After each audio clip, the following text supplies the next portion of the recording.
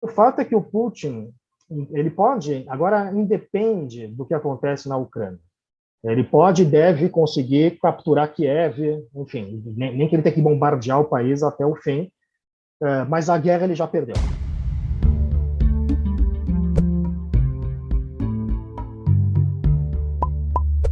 Olá, o canal Um Brasil, uma realização da FEComércio São Paulo, tem hoje a honra de conversar com o professor Carlos Poggio.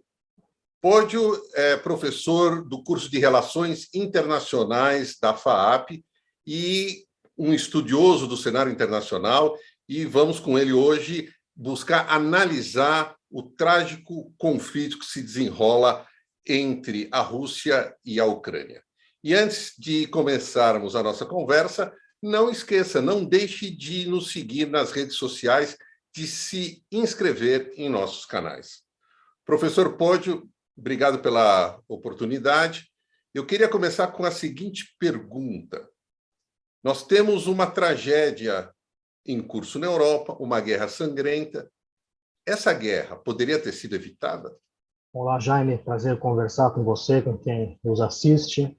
Essa sua questão é uma questão clássica, né, das relações internacionais, na verdade. Eu sei que uma das guerras mais pesquisadas, na verdade, é a guerra que originou, inclusive, o campo das relações internacionais, foi a Primeira Guerra Mundial. E uma das questões clássicas sobre esta grande tragédia que foi a Primeira Guerra Mundial é essa. Ela poderia ter sido evitada? O que causa as guerras, né? No fundo, essa sua questão que parece simples, olha o professor falando aqui, nessa sua questão que parece simples, ela leva a uma série de questionamentos teóricos, né, sobre as causas da guerra. Ou seja, as guerras são produto de questões sistêmicas ou são questões individuais? Se o Hitler tivesse morrido na Primeira Guerra Mundial, teríamos a Segunda Guerra Mundial?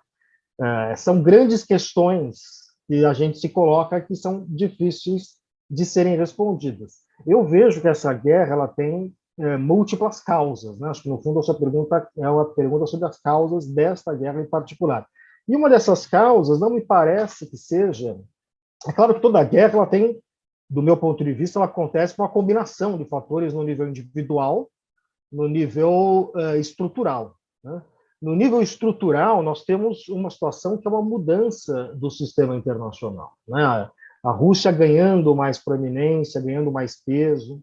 É um mundo muito diferente, esse mundo de hoje, do que era o mundo do chamado pós-Guerra Fria, né? Quando termina a Guerra Fria, nós temos uma Rússia enfraquecida, uma Europa que está cada vez mais se integrando, temos os Estados Unidos muito poderosos, era aquilo que a gente chama nas relações internacionais de um sistema unipolar, né? Um só polo, um só poder. Não tinha para ninguém, era apenas os Estados Unidos. Esse é o mundo que a gente viveu há muito tempo. Veja, o PIB da China nos anos 90 era metade do PIB brasileiro, né? Então, esse é o mundo que a gente estava vivendo. E, de repente, nos últimos anos, a gente começou a ver uma mudança. O crescimento da China, os Estados Unidos apresentando problemas domésticos, a Europa começando até a se desintegrar com a saída do Reino Unido e problemas também dentro do bloco. Portanto, começou a haver uma mudança estrutural. Esta guerra, em certa medida, ela responde a esta mudança estrutural. O que eu quero dizer isso? No fundo, esta guerra é a Rússia dizendo temos que rediscutir as regras do sistema internacional. O sistema internacional que havia até então, com a proeminência dos Estados Unidos, para mim não basta. Então, de alguma forma, o que nós estamos assistindo é a volta do jogo das grandes potências. É um tema clássico das relações internacionais. A gente se desacostumou a ver isso porque não tínhamos mais grandes potências. Tínhamos apenas uma potência. Agora, com grandes potências como Estados Unidos, Rússia e China, este é o novo sistema internacional. Isto combinado com um fator de ordem individual, que é o Vladimir Putin. Não sei se fosse outro líder na Rússia, teríamos ou não teríamos também esta guerra. Essa é uma daquelas perguntas que é impossível da gente responder, né?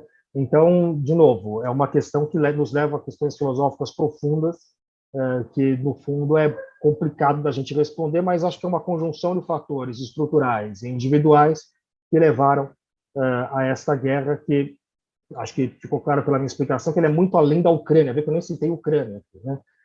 A Ucrânia é só um objeto dentro deste jogo aí das grandes potências. Aproveitando essa sua abordagem sobre o jogo das grandes potências, Depois eu vou procurar voltar à análise do que está acontecendo no cenário ucraniano. Como estabilizar a relação entre as grandes potências? É possível fazê-lo? Aí, de novo, nós temos que voltar para a história, né? Quer dizer, esse sistema que a gente falou unipolar, só um polo, é um sistema que é inédito na história das relações internacionais, ou seja, do sistema moderno de Estados. Nunca nós tivemos uma diferença de poder tão grande quanto houve entre Estados Unidos e os demais países do sistema internacional. Né? Algumas pessoas vão falar, mas e o Império Romano? Mas aí não é sistema de Estados, aí nós estamos num mundo pré-Estado ainda. Né? O sistema moderno de Estados ele emerge no século XVII, e desde então a gente nunca teve uma unipolaridade. Nós tínhamos, sim, uma multipolaridade, né? Vários polos de poder, vários países que tinham mais ou menos o mesmo poderio. E esse sistema multipolar que a gente tinha anteriormente, até o século XIX, início do século XX, era muito focado na Europa, era um sistema multipolar europeu. E se você lembrar, no século XIX, a gente não tinha, os países africanos eram colônias, né? No Oriente Médio, ou seja, a Europa dominava o mundo. Os Estados Unidos, até o fim do século XIX, não era uma potência nem sequer relevante, né? Então, eram muito focados na Europa, eram essas grandes potências europeias, França, Inglaterra, Alemanha, Rússia, o Império Austro-Húngaro, né? Então, eram essas as potências que dominavam o sistema. E como é que elas lidavam entre si? A gente teve algo no início do século, veja, primeiro que elas entraram muito em guerra no século XVIII. O século XVIII foi um século de muitas guerras entre essas potências. E quando entra o século XIX, né, o século XVIII é um século que termina, a passagem do XVIII para o XIX termina com as guerras napoleônicas. Né? E aí, quando terminam as guerras napoleônicas, em 1815, no século XIX, nós temos o chamado Concerto das Grandes Potências. Ou seja, essas grandes potências formam aquilo que quem estuda história vai lembrar do Concerto Europeu. Concerto com C, no sentido de concerto de concertar harmonicamente, né, como um concerto de música clássica. Então, essas potências elas acham um modus operandi, elas acham um modo de viver entre si. Né? Aí, quando nós passamos para o período pós-Segunda Guerra Mundial, nós temos um período bipolar. Duas potências, os europeus se destroem, em duas guerras sangrentas, e aí sobra Estados Unidos e União Soviética. E também, de alguma forma, aprenderam a lidar um com o outro. Né? É um sistema que chegou, em muitos momentos, a altas tensões, como, por exemplo, a crise dos mísseis cubanos, que é o que está sendo comparado, inclusive, essa crise agora, mas era um sistema que tinha tensão, mas também tinha cooperação. A gente esquece que entre Estados Unidos e União Soviética tinha um grau de cooperação. Eles assinaram, por exemplo, nos anos 70, acordo de limitação de armas estratégicas. Né? Então, também esses dois aprenderam a lidar entre eles. Então, acho que o que nós estamos vendo agora esse novo sistema que está nascendo, e que eu acho que um marco importante é esta guerra, de alguma forma essas potências vão ter que aprender a lidar. E, inicialmente, o que nós estamos vendo vai ser uma tensão entre Estados Unidos, Rússia e China.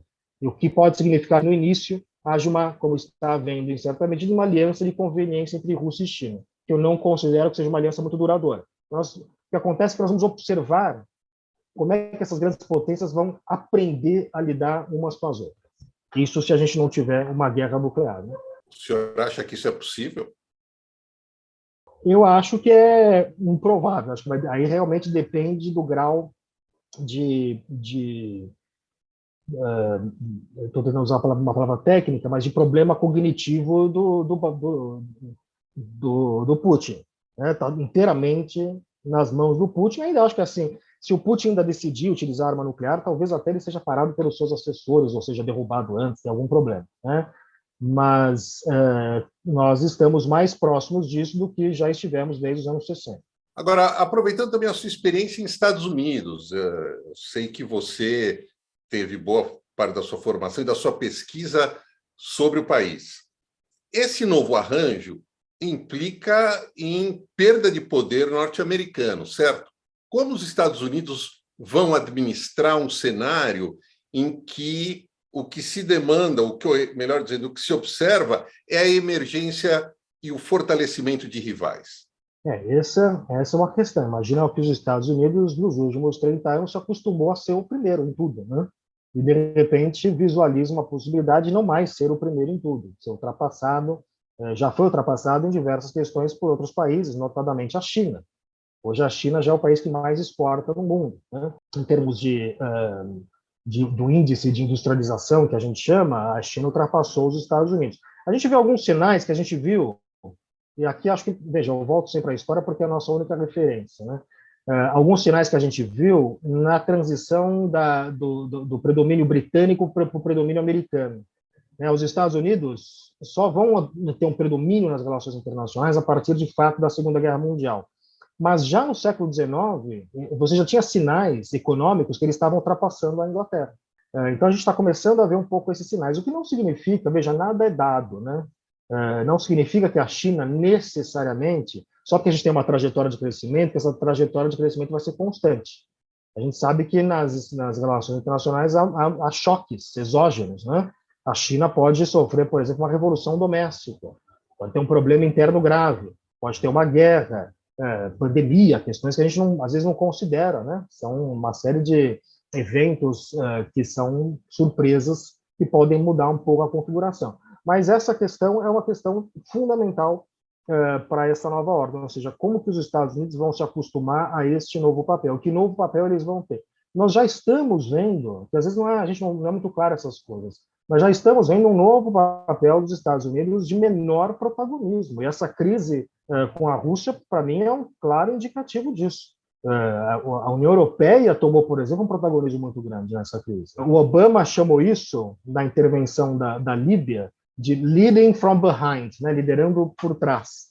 E eu acho que isso é um pouco o que vai marcar. De alguma forma, nós estamos vendo uma reconfiguração do papel dos Estados Unidos. A população americana já não está com muito estômago para intervenções externas.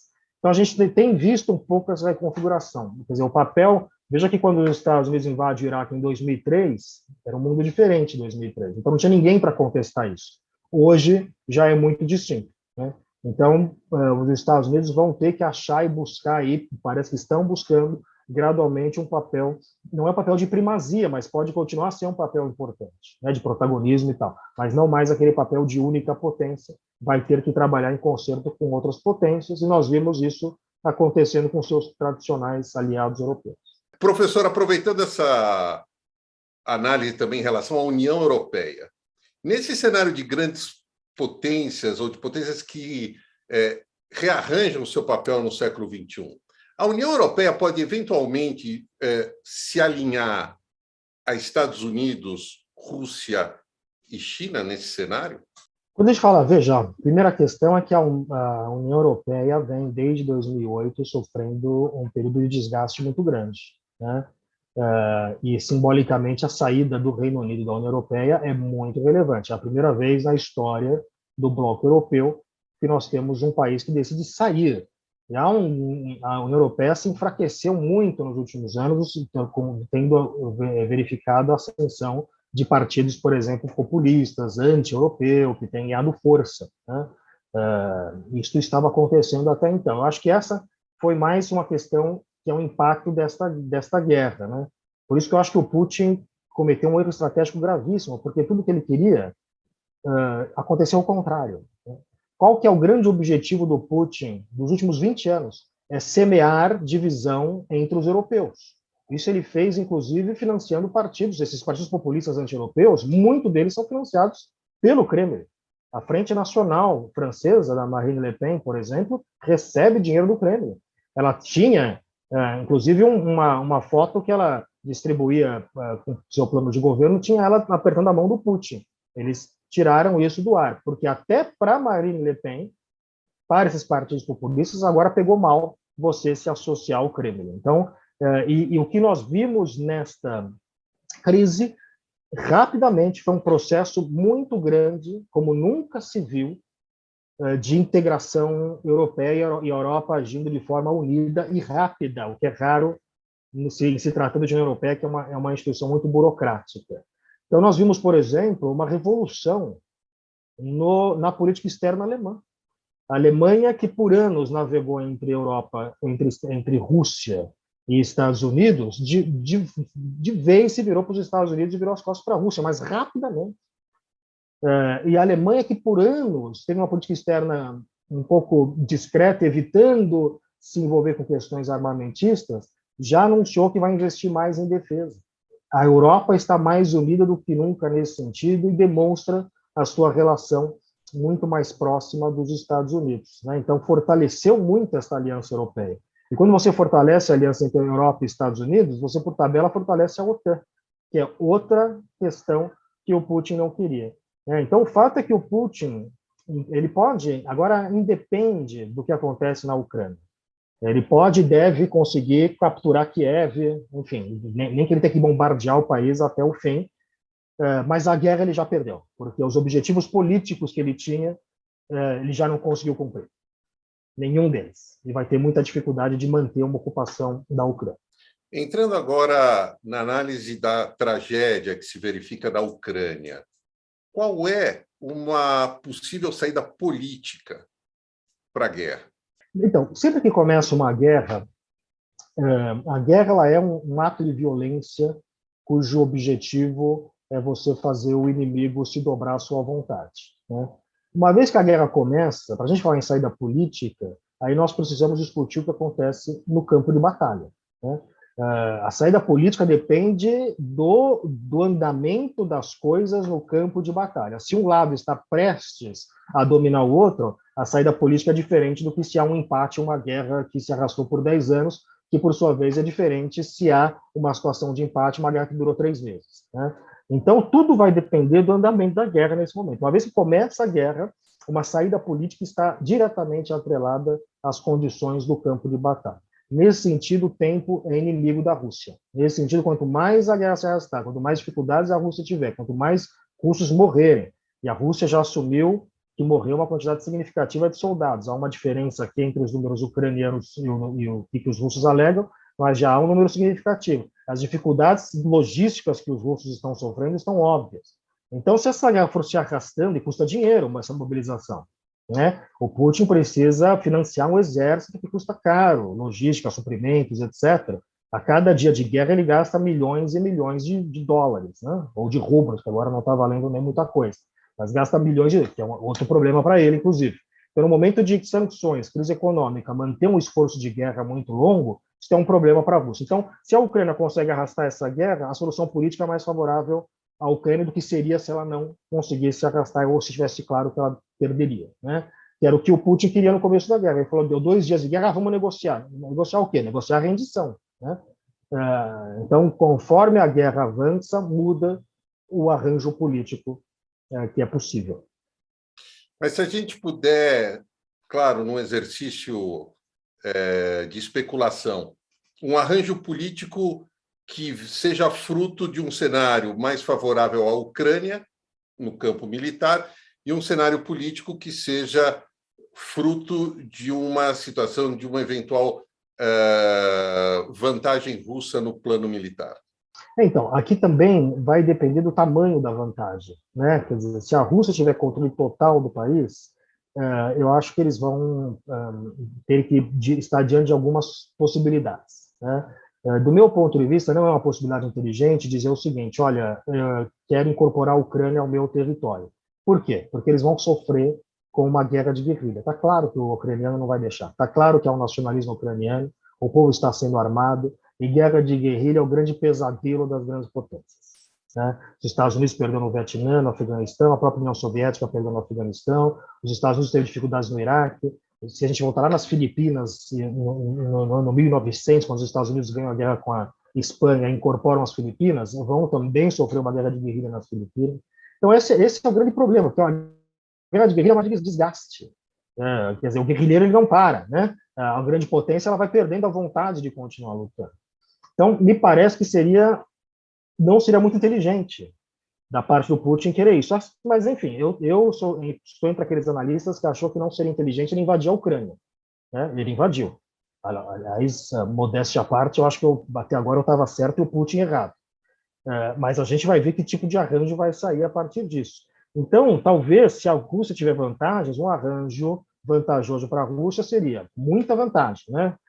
Vou capturar a região de Donbass, esta região vai ser independente, e tem a ajuda russa, você fica com o resto da Ucrânia e a gente acorda que a Ucrânia não entra na OTAN.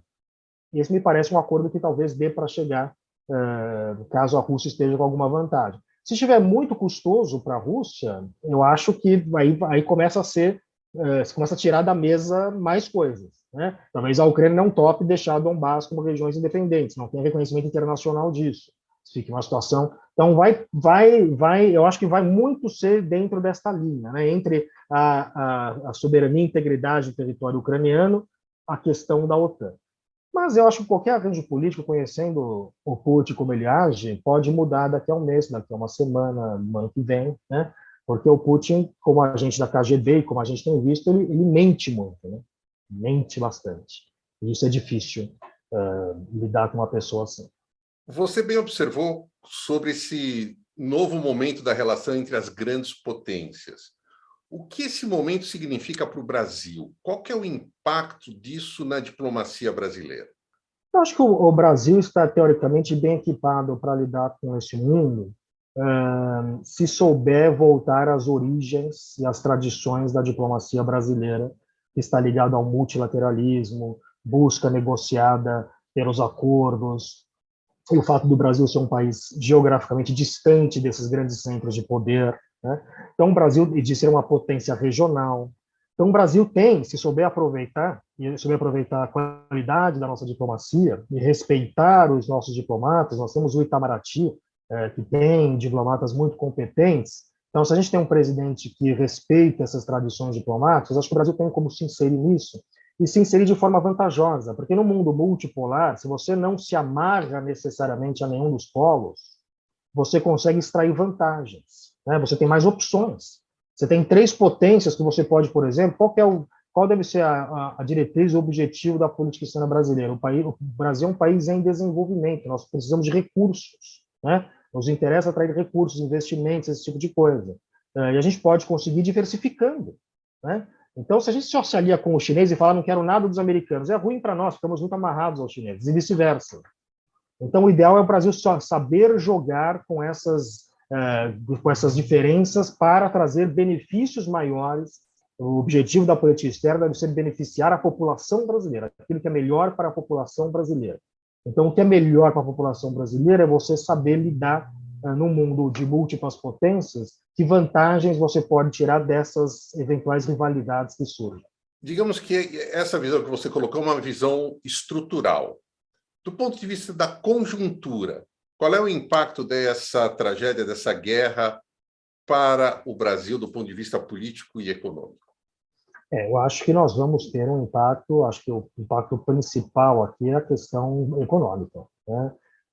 A gente não sabe ainda, eu tenho conversado até com amigos economistas, a dificuldade de mensurar o tamanho do estrago que está acontecendo, porque você tem efeitos imediatos da guerra em si, aumento do preço do petróleo, e isso leva ao aumento da inflação, num contexto em que a inflação já está alta no Brasil e em vários lugares do mundo. Os Estados Unidos sofrem sua maior taxa de inflação nos últimos 40 anos, o Brasil sofre a sua maior taxa de inflação também nos últimos anos. Então, as perspectivas de um aumento do preço do petróleo, aumento de preços de outros produtos que o Brasil consome, mas notadamente petróleo, que está associado a toda a cadeia produtiva, são ruins. Isso do ponto de vista imediato da guerra. Tem agora as consequências do ponto de vista das sanções, que a gente sequer sabe quais são, porque isso é algo absolutamente inédito. Quer dizer, sanções neste grau, desta profundidade, e é um país do tamanho da Rússia, do tamanho geográfico, político, econômico, isso nunca aconteceu na história. Então, nós estamos prestes a descobrir que tipo de rearranjo do sistema econômico, financeiro, comercial, internacional vai haver com essas sanções. Então, o Brasil tem que estar muito atento a esses movimentos para, se houver grandes problemas, saber como se inserir, né? Tem aquela famosa questão que toda crise é uma oportunidade, né? Então, o Brasil precisa ficar atento para saber como é que vai se inserir nesse novo arranjo global, que é econômico, político, de forma que seja vantajoso para o país. O que significa para o Brasil, professor, ter esse debate num ano eleitoral e numa época de profunda polarização político-partidária? Isso é interessante, né? Eu acompanho também muito debate nos Estados Unidos, mas aqui também. as pessoas estão tão acostumadas, né, com essa polarização que elas se veem obrigadas a tomar um lado, né? E às vezes é o lado do mocinho, do bandido, quem é bom, quem é mal, e isso às vezes não está claro, né? Você vê que tem setores da esquerda que se abraçaram com o Putin, e tem setores da direita que também se abraçaram com o Putin, e cada um com as suas razões individuais, né? Então a polarização não ajuda nada a pensar a complexidade desse novo sistema.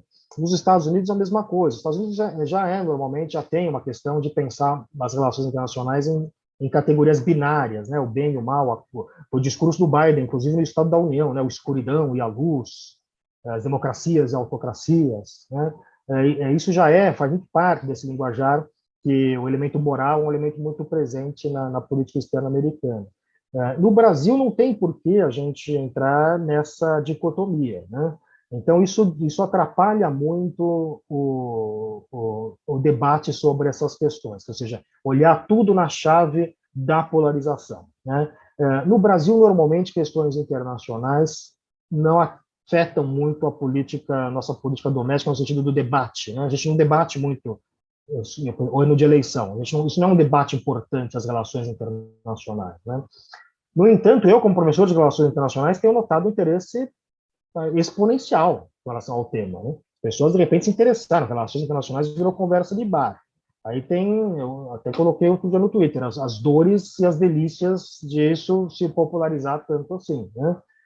Não sabemos se isso será um elemento que vai, de alguma forma, pesar na eleição. O que deve pesar da eleição é se a gente começar a ver imediatamente algum tipo de impacto econômico, piorar a situação econômica, deteriorar a questão econômica brasileira. Eu acho que isso é mais importante, né, porque o povo brasileiro sentir no bolso algum tipo de impacto, do que eventuais discussões sobre quem está certo, quem está errado, quem tem que apoiar, quem tem que não apoiar, que não é o que determina muito o rumo das eleições no Brasil.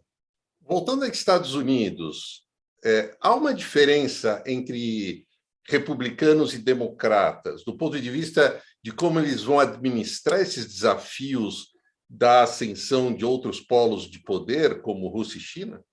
Você sabe que a gente estava observando nos Estados Unidos o que acontece na política externa americana. Eles tinham, durante a Guerra Fria, um consenso de política externa, né? Ou seja, todos concordavam, democratas e republicanos, que o objetivo da política externa americana devia ser se contrapor ao comunismo, a convenção ao comunismo, né? Democratas por um meio, republicanos por outro, mas eles meio que se encontravam nisso. Estava começando a emergir nos Estados Unidos um novo consenso com relação à China. Democratas e republicanos concordavam que a China tinha que ser contida. Então, pela primeira vez desde o fim da Guerra Fria, estava surgindo um consenso, uma espécie de um consenso, o que é possível um consenso dentro de um sistema tão fragmentado como esse que a gente está comentando agora, né? Polarização hoje muito maior do que era antigamente. Isso é um problema até para construir política externa. E agora eu acho que com essa ação russa constrói-se um novo consenso, ou está começando um pouco a construir esse consenso. A gente viu no discurso do Biden do Estado da União, ele foi aplaudido por democratas e republicanos quando falou do Putin, autocracia, etc. Então é possível que ressurja algum tipo de consenso com essa nova realidade internacional, né? Há alas mais radicais do Partido Republicano, muitas delas associadas ao Donald Trump, que, de certa medida, admiram o Putin, né? Admiram o homem forte e tal. Isso é um problema. Tem pesquisas que mostram que os republicanos eles apoiam mais o Putin do que o Biden. Quer dizer, isso mostra como uma polarização política causa problemas na formulação de política externa. Mas eu creio que, com o tempo, é possível que emerja, estamos falando muito no começo, né, mas é possível que emerja aí um novo consenso, ou seja, que os Estados Unidos precisam trabalhar junto com seus aliados ocidentais para se contrapor tanto a Rússia quanto a China. Mesmo com o fenômeno Trump e com a percepção de America First, ou seja, o nacionalismo americano que o Trump personaliza? Então, isso nós vamos ter que ver, quer dizer, o America First, ele servia para lidar do ponto de vista econômico com a China. Ele não serve para lidar do ponto militar com a Rússia. E aí nós vamos ter que descobrir se esse nacionalismo, e isso era uma tendência dos Estados Unidos de se voltar mais para dentro, se nós vamos continuar a ver essa tendência de se voltar mais para dentro, Vai ser importante aí ver, infelizmente, hoje nos Estados Unidos, o Partido Republicano vai muito no sentido que o Trump vai, né? É uma coisa muito impressionante isso, coisa do como ele conseguiu estabelecer uma relação de grande líder, né? O grande líder nunca está errado, né? Se o grande líder fala uma coisa, as pessoas seguem o grande líder dessa forma. Então a posição do Trump vai ser importante. Inicialmente o Trump elogiou muito o Putin, né? Achou um gênio, etc. Mas acho que se consolidar na população americana essa ideia de que tem que se contrapor e que o Putin é um perigo, etc., eu acho que isso também começa a se consolidar de alguma forma dentro do trumpismo. Mas é verdade, é um desafio, porque o trumpismo ele é muito voltado para dentro, né? Muito voltado para a questão do nacionalismo, e essa nova política externa requer um grau de internacionalismo por parte dos Estados Unidos e de inteligência estratégica, né? O Trump é alguém que pensa muito de forma binária, contábil, né? O que o Trump faz? O Trump vê se tem vantagem, não tem vantagem, se quanto custa. Ah, eu cobrei os membros da OTAN porque eles não estavam pagando os 2%. Não é bem assim, né, que funciona, né? Tem vantagens do ponto de vista estrutural, mais amplas do que meramente a questão transacional que o Trump acaba focando. Para terminar, professor, a gente vê, então, a partir da lógica colocada, que o rearranjo da relação dos Estados Unidos com a Rússia teve como um efeito colateral absolutamente nefasto a guerra, a tragédia na Ucrânia. E com a China, é possível haver também um cenário trágico de guerra, como a gente observa na questão entre Estados Unidos e Rússia?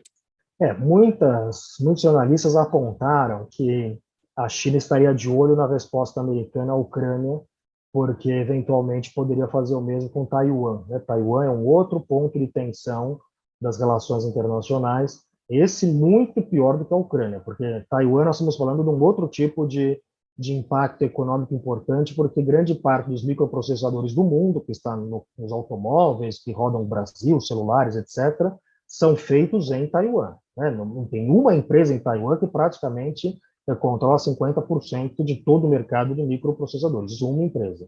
Se a China toma isso, tem aí um peso econômico importante.